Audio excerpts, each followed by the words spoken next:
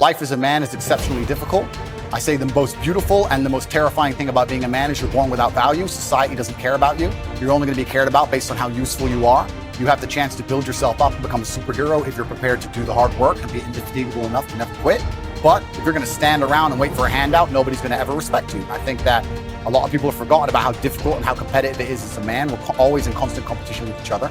And it's your duty as a man to stand up and say, I want to be as important and strong and good-hearted and God-fearing as possible. And I need to work hard to achieve those things.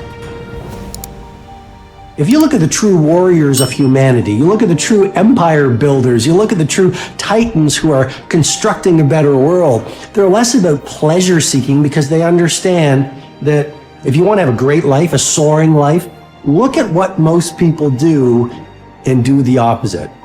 Growth comes through discomfort. You look at a great athlete, it's the way they show up in the championship game is simply how they showed up in the lonely light of the early hours at practice. To have the results only 5% of the population have, you've got to be willing to do the things that only 5% of the population are willing to do. I was a 4-time kickboxing world champion. For 12 years, I trained 5 hours a day, 6 days a week. And I was motivated to train probably about 25% of the time. The rest of the time I went because I am disciplined. You don't feel like going through that on a Wednesday morning when you wake up, and you have to do it because you're disciplined. You're either a disciplined individual or you are not a disciplined. There's a difference between want and want. And I say this all the time. People say to me, I want to be rich. And I say, okay, well, I want to be able to ice skate. But I don't want to be able to ice skate enough to go learn how to ice skate. So I can't be bothered. I mean, surely if I could click my fingers and be a figure skater, I'd click my fingers. Who wouldn't? But I don't want to actually go train because I don't want it enough. And this is the exact point with money. Everyone wants money put on their lap. If you truly wanted money, you wouldn't be able to sleep until you fucking had it.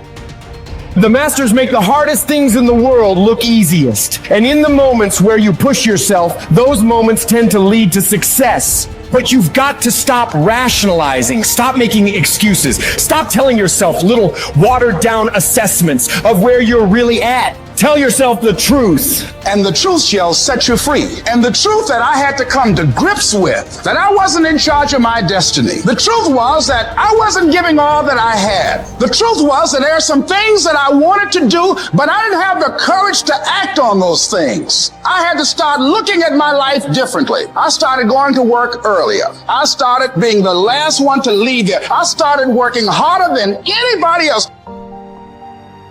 I am not motivated to do the things I'm supposed to do every day. I don't wake up full of like joy.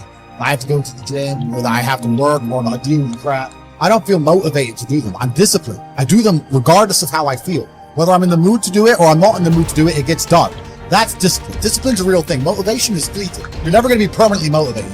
If you're the kind of person who can only try hard at something he enjoys, then you're going to fail. If you truly want to win, you can't only want to win when you're happy, and you can't only want to win when you're motivated. You're competing against men like me who will perform even when it's raining, not only when the sun is shining. If you're going to be the kind of person who can only do it, one of those scenarios, you are going to lose. You must be prepared to perform all of the time. I have a lot of people who message me and say, oh, I struggle with motivation. My answer is simple. Then stay a loser.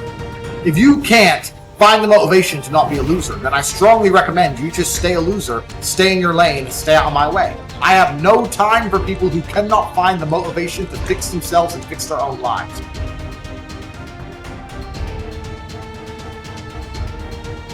If you cannot control your own mind, then you go through life with zero control, zero influence. You can't control anything. You're just a feather in the wind, waiting for life to blow you from happy place to sad place to happy place to sad place, completely hoping on the gods to be fortunate to you, because if any genuine discomfort comes your way, we're clouded with doubt, and we wonder why it is so difficult for us to grow into the best version of ourselves. Like, we wonder why it is so difficult to climb that mountain, to get over that obstacle. It's because we are not looking at the opportunity with the right perspective. Break the patterns that have been leading your life, but you need to identify what the patterns are. I think sometimes we just aren't even aware. It's just a pattern that's running. It's something that's happening. Maybe it's been happening for months or years or decades. We're not even aware. It's just become our identity. So when you identify the negative identity patterns that are holding you back, that's the first step. And you can start to really shift and replace it with a new identity, a new pattern that you can implement. What you do is you pick up your past and you embrace it. You understand it, you accept it, as I had to go through these things that I had to go through in order for me to get to this place today. And the evidence for that is that I did. You don't need any more evidence. You did. And then you toss it. You toss it. You embrace it and you toss it. And you merge into the now by giving up your attachment. Before you can do something, you first must be something. So you've got to be it intellectually. You've got to be it emotionally. That's like Solomon says, as a person believes in their heart, the emotional man.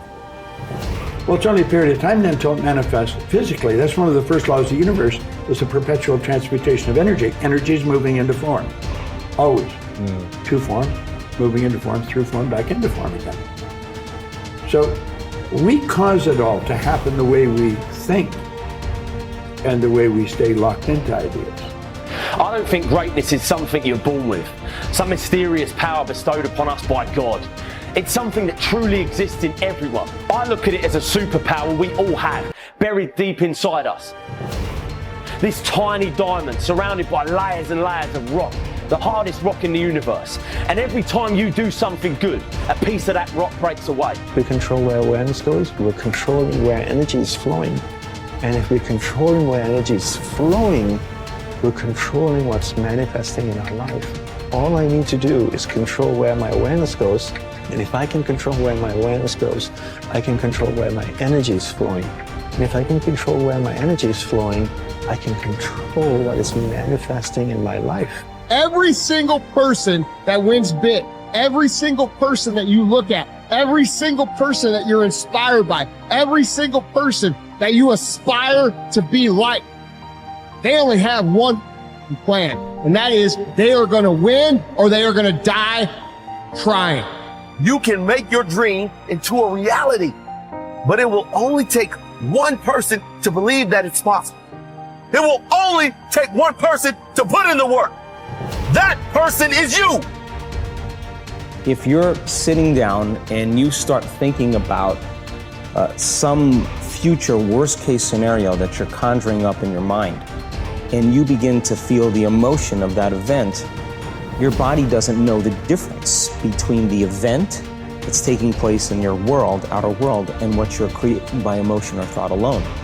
So most people then, they're constantly reaffirming their emotional states. So when it comes time to give up that emotion, they can say, I really want to do it, but really the body is stronger than the mind because it's been conditioned that way.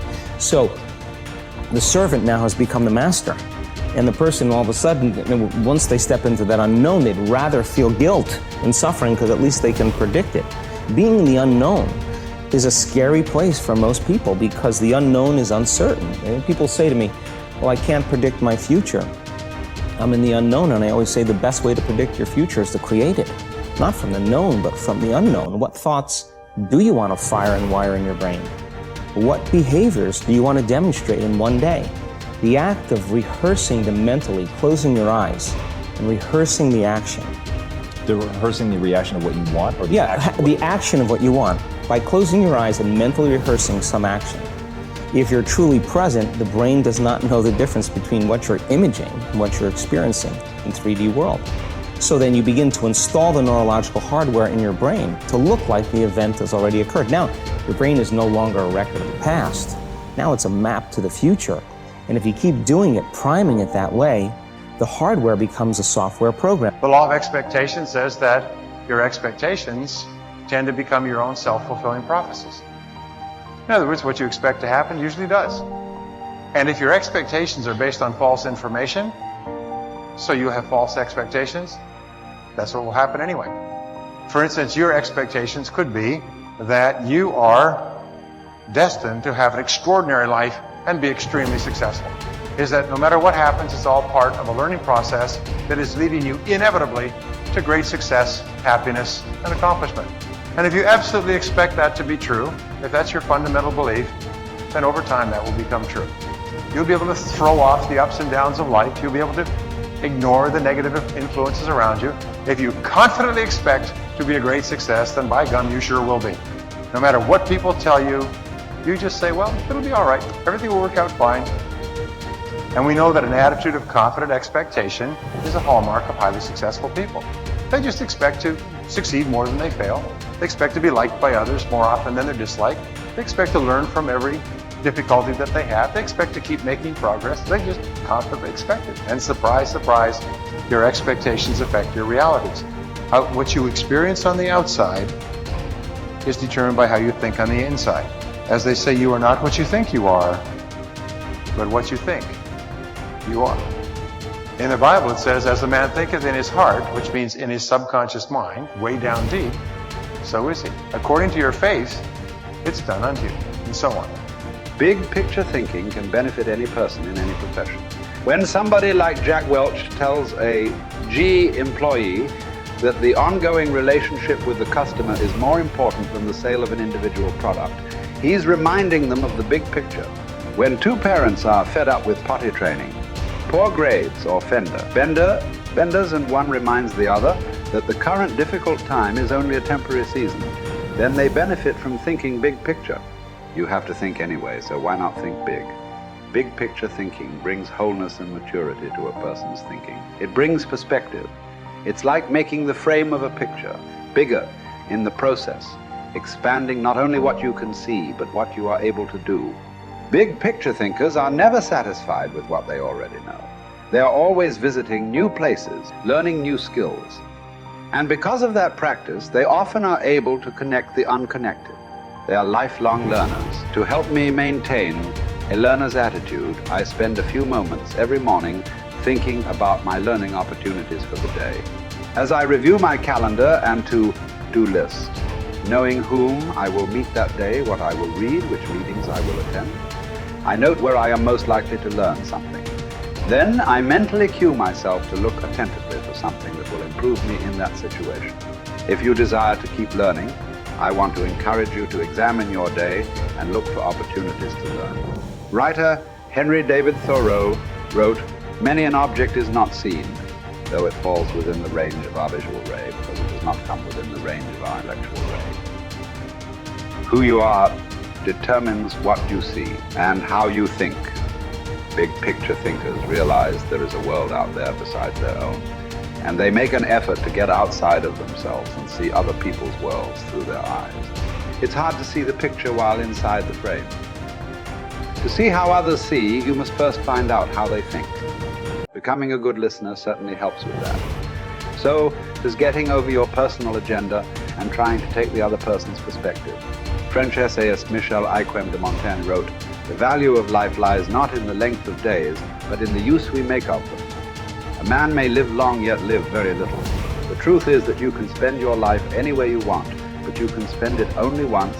Becoming a big picture thinker can help you to live with wholeness, to live a very fulfilling life. People who see the big picture expand their experience because they expand their world. As a result, they accomplish more than narrow-minded people. And they experience fewer unwanted surprises too, because they are more likely to see the many components involved in any given situation. Issues, people, relationships, timing, and values. They are also, therefore, usually more tolerant of other people and their thinking.